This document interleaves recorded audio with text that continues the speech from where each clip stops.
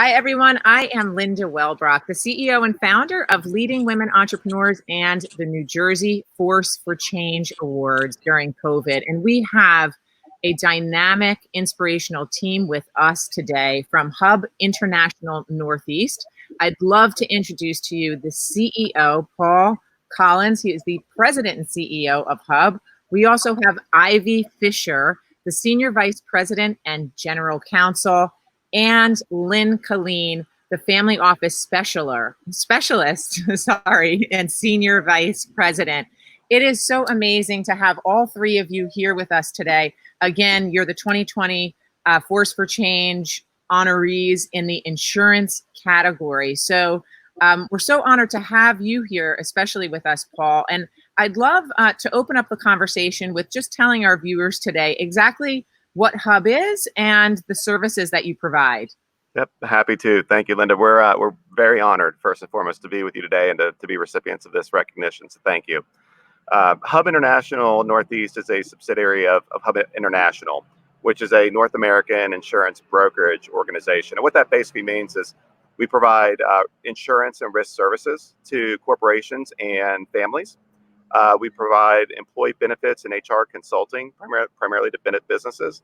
And we also provide retirement and wealth planning services. So think of 401k and traditional investment advisory services. So those are really our core products that we really focus on and we try to solve for, regardless of who comes to us. But we focus more on advocacy than anything. We really look to fight on our clients' behalf to help them find better outcomes to manage risk, whether it's risk personally, risk to their business, whatever that might be. We try to find tailored insurance solutions that will give them peace of mind. And that's kind of our tagline that we work with.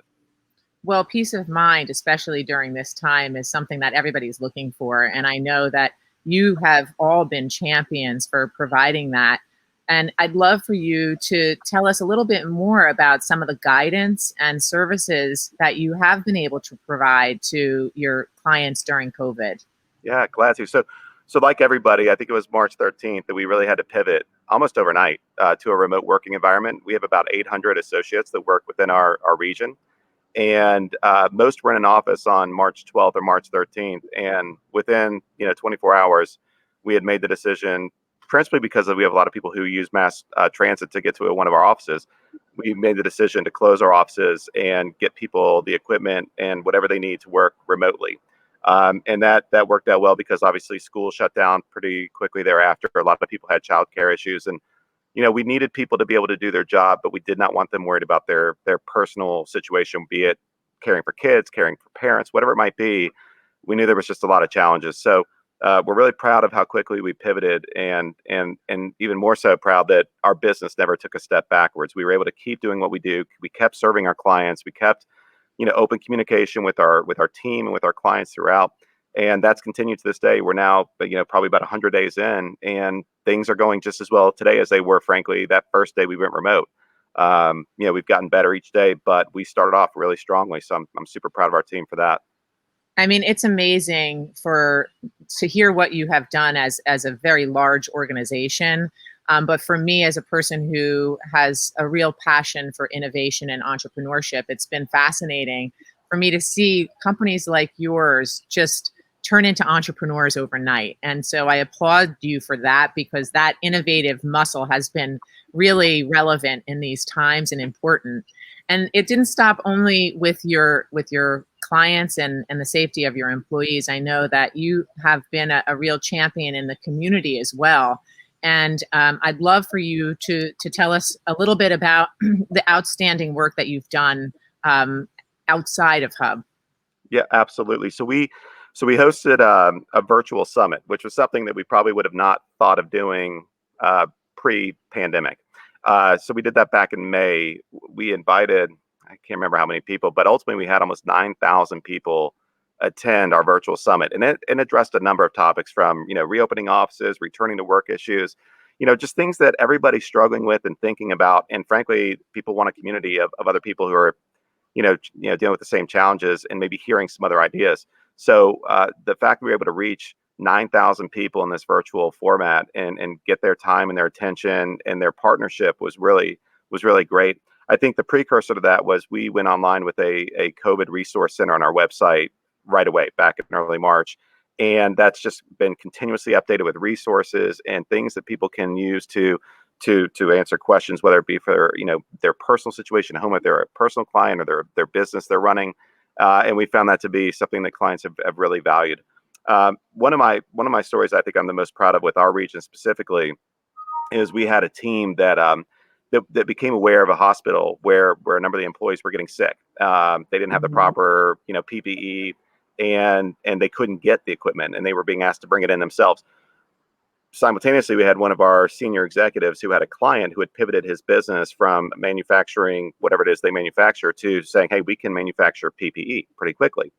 And so our employee said, you know what, there's an opportunity to help a lot of people here.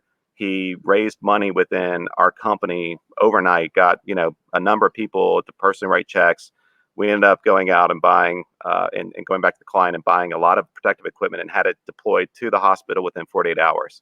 And ironically, one of our employees had a daughter who's a nurse at that particular hospital who quickly came back and said, you guys really, frankly, probably saved a life. You got us equipment that we just couldn't get our hands on. We were so busy trying to do our job and get home to our families.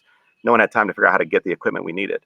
And, here came Hub, who had nothing to do with providing protective equipment with equipment, because we had a client who could manufacture it and we had an employee who knew of the need. And we mirrored those two and did something really special in the community that had nothing to do with the core services we provide, which I was just really proud that we had that kind of innovation and kind of the entrepreneurial spirit of making things happen. It's such a beautiful story, and it's so empowering, and it's such a great example of how, if everyone takes a step back, especially during challenging times, and looks at the big picture and has the awareness to make the right connections, that you can really make a difference. So I applaud you for that, and I applaud you for all the great work that you do as such a strong organization. And I want to move to some of the amazing, powerful, bold women that we have on this call with us today. And we're going to start with Lynn. And I want to ask you, because diversity and inclusion are so important to the mission of LWE. How does Hub support that, and how has that been a part of your culture? Oh, I just, the reason that I nominated Hub is just because I'm really so proud to work here. We're privately owned, and they really have an entrepreneurial spirit at Hub, a can-do attitude. We do have a women's initiative internally that we have a women's leadership and mentorship program that one of the ladies has started. And so we have that we're doing. We were very involved with Pride Month and did some things around that. And I know Ivy is going to talk to that issue a little bit. But we really are, I just feel like a very can-do attitude. The interior silos or barriers are removed for us, and we're just encouraged to solve problems or to help and connect, just like Paul had mentioned about the one example. I mean, really problem solve, connect resources, think outside of the box. And I just love the entrepreneur spirit at Hub, and I really love working here. Oh, that's great to hear, and I know it's an important part of retention for women and overall growth as conscious leaders for big companies to have a culture like that. And Ivy, I'd like to shift to you to see if you want to add to that question. Yeah, so just recently, Hub announced an initiative. They're having a summer camp.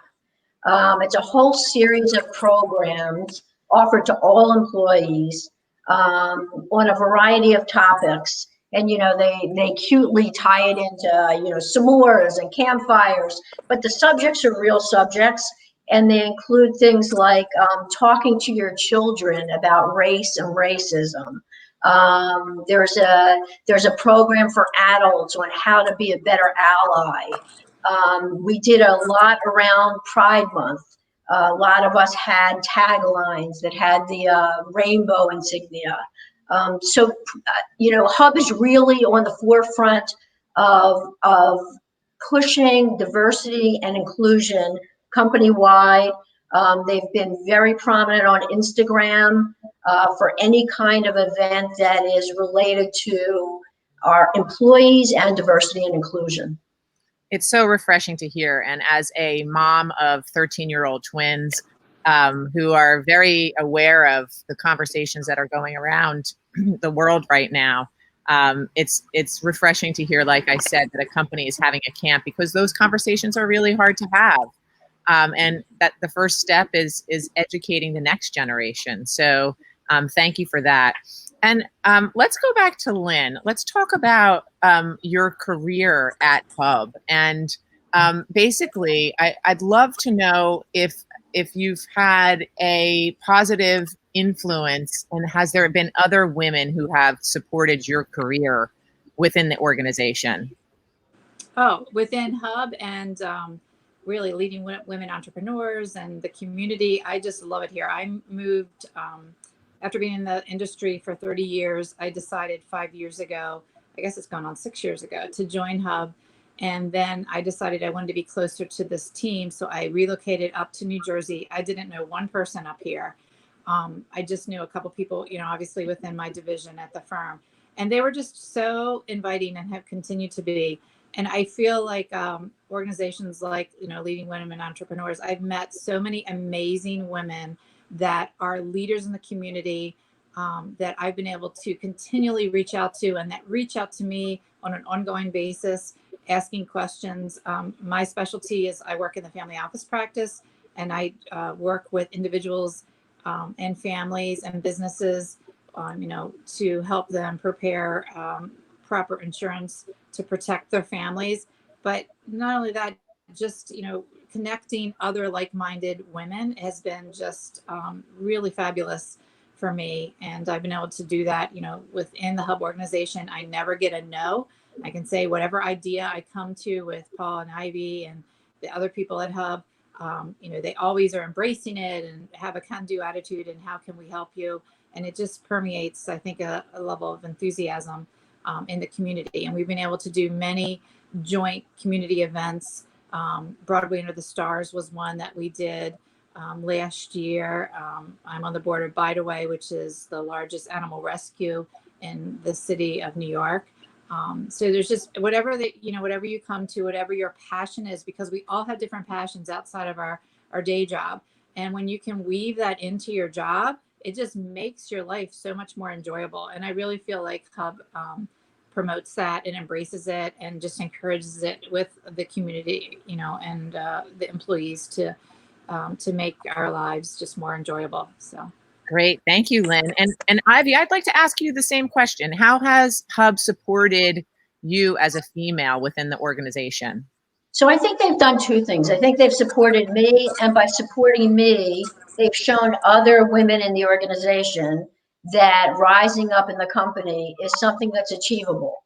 The insurance industry is not historically a women's industry, and I think at Hub that is not the case. We have a lot of senior women in management at Hub Northeast, in particular. And I'm just one example of that. So I started around more than 25 years ago, and was quickly promoted to the position of general counsel and senior vice president. And since then, I've been offered and have accepted many other operational roles. So I lead the claims team, I lead the facilities team, and we have a third-party administrator that I also manage. And so there's no dearth of opportunity. I've also sat on a lot of high-level committees, including the most recently formed, which is the pandemic committee that I sit on with Paul and two other individuals at the company. And we're making decisions that are, with the health and safety of our employees at the forefront, going to start to open up our offices where that is appropriate and where the employees are ready to come back. But just being in those kinds of positions, as I said, I think shows others that there is a growth to succeed at Hub. It's really empowering to hear that, and that message needs to get to the next generation, and of course the entry level employees. And you two are amazing examples of success. So thank you, because it will have a ripple effect. Now, last question. So we're going to move on to this new normal that we've all been thrown into. And I want to start with Paul. If we could, our last question could be, I'm curious to see if you've picked up any new hobbies during this pandemic and this time of isolation. And I'm going to ask all three of you so you can all chime in.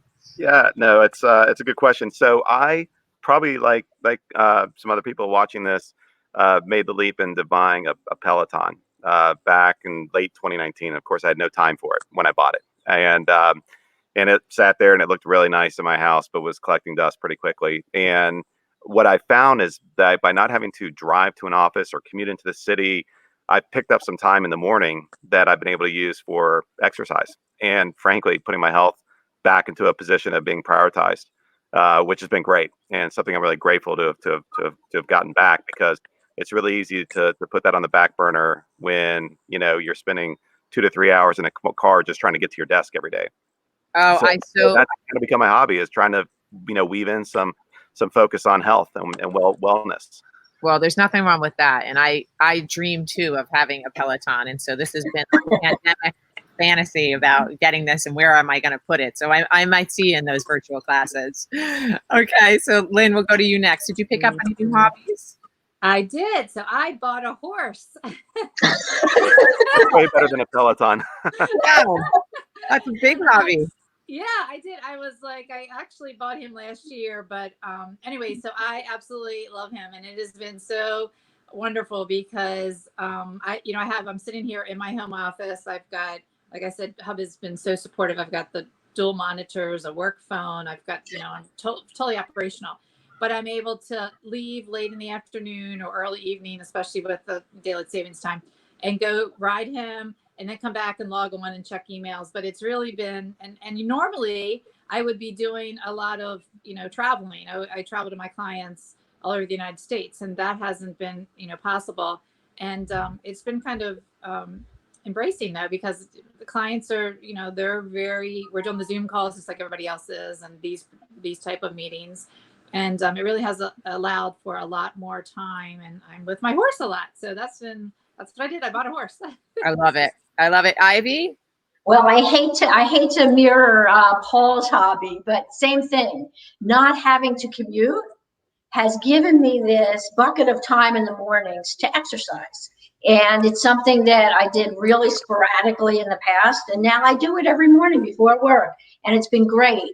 And the other thing that I've done is started an herb garden.